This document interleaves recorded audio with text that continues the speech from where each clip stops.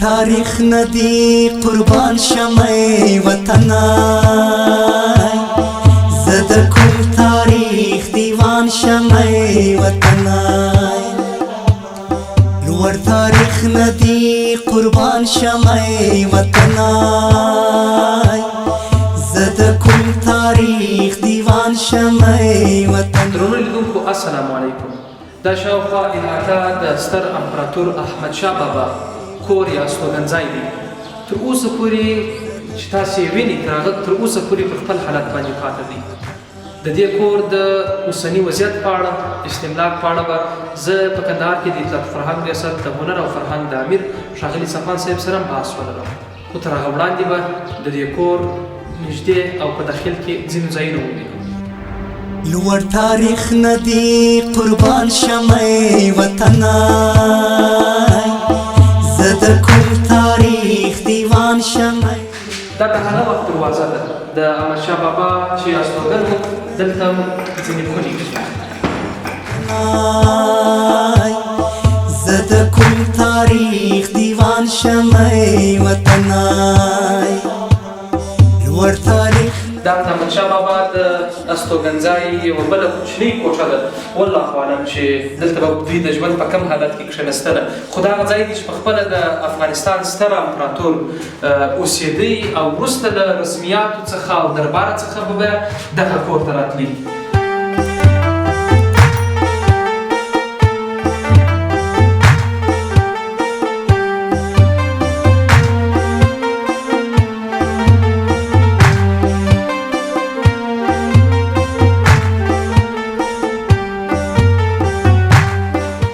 دا یې هم د کور یوه بله برخه ده، دلته زیرخانې دي. تاریخي ډېره ده، زه به یو روښنایي. دا هم زیرخانې دي د احمدشاه بابا په خپل لاس جوړ شوي د هغه وخت د انجینرانو سره. یو ځای تاسې وینئ چې تر اوسه پورې دا کور په خپل حالت پاتې دی. دلته خو نو ګروپ شی نشته.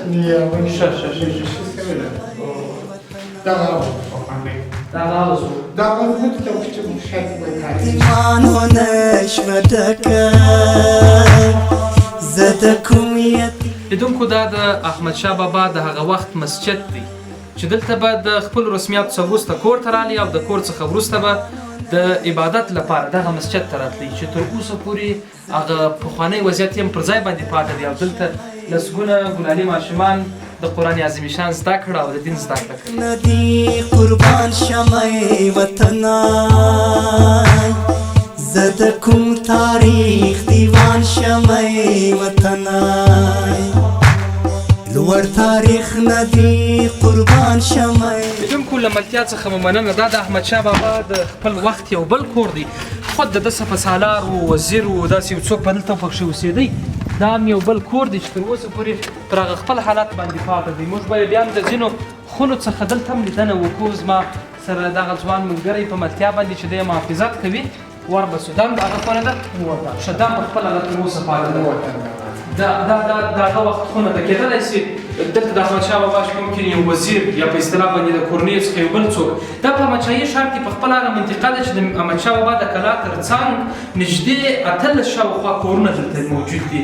نو موږ د نمونې په شکل باندې یو دغه کور یو بل کور ته سر ورښکاره کوو او دغه زیرزمینۍ یا په اصطلاح باندې دوی اطاقونه و خونې چې د هغه وخت دوی پکښې اوسېدله انځور یې تاسو ته وړاندې کوو. له ملتیا څخه مننه. چې سالار دې د سلاره کړه غلطه زد کوم سالار. دا په ځینو سیمو کې په ژمي کې یو ډول د بخارۍ پر ځای لاندې چرۍ کښل کېږي او بیا تبخانه وي. ممکن د احمدشاه بابا په وخت کې هم دلته تبخانه جوړه ده او په دې ځای څخه بیا خونه یو رقم ګرمېدله. نو دا په دغسې یو ښایسته شکل باندې 3-3.5 کاله مخکې د ستر بابا په لاس او د انجینرانو په لاس دا شی جوړ شوی. د احمدشاه بابا د کلا شاوخوا یو بل کور دی چې دلته یو غټ اطاق دا دلته موجود ده. هر لوري چې راځي پتا لګېږي زه به کوم ته ځان قربان کړم وطنای. له هر لوري چې راځي پتا لګېږي. کله کله چې سړی روحاً دغسې یو ځای ته راځي هغه وخت کې ممکن دوی څنګه ژوند کوي، دوی د لاس کارکردګي تر اوسه موږ ته پاتې ده. که ورته وګورو دونه استقامت او داسې بنا جوړول تر دونه ډېره وخت ورکړي، دا رښتیا ډېر عجیبه کار دی. نو دا د بابا رحمت الله علیه د کورونو څخه یو بل کور دی. دا چې د ستر امپراتور احمدشاه بابا کور تاسو غوره کړی، د کندهار ښار احمدشاهي ښار په مرکزي نقطه کې یا په لومړۍ ناحیه کې خپله د احمدشاه بابا کور هم موجود دی.